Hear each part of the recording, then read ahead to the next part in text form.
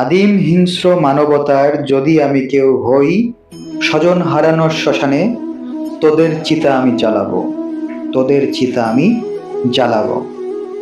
I repeat, তোদের চিতা আমি জ্বালাবো।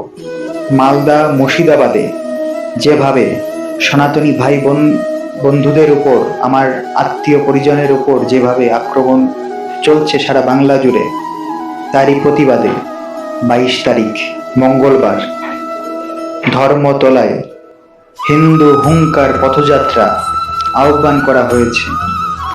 হিন্দু সুরক্ষা মঞ্চের পক্ষ থেকে যারা শিয়ালদা থেকে যাবেন, হাওড়া থেকে আসবেন, তারা সকাল 11 ঘটিকার মধ্যে পৌঁছে যাবেন।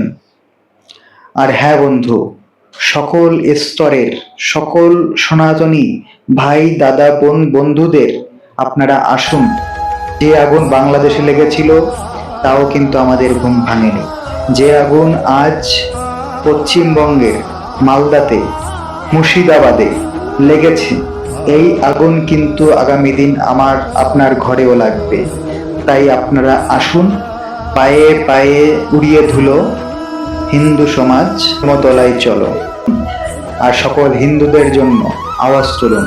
আমি যদি আজ হসপিটালের বেডে শুয়ে না থাকতাম, তাহলে হয়তো আপনাদের সঙ্গে আমি সৌমিক গোলদার আপনাদের সাথে এক পায়ে আমিও যেতাম আপনাদের এই প্রতিবাদে। কিন্তু যেহেতু আমি হসপিটালের বেডে এখন শুয়ে আছি, অতএব আপনাদের সকল স্তরের হিন্দুদের আমি বলছি, আপনারা আসুন, আপনারা যান।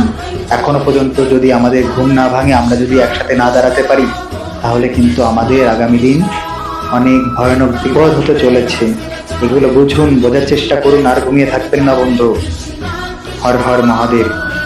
সবাই যান, আপনাদের সকলকে দেখতে চাই কলকাতার সেই রাজপথে।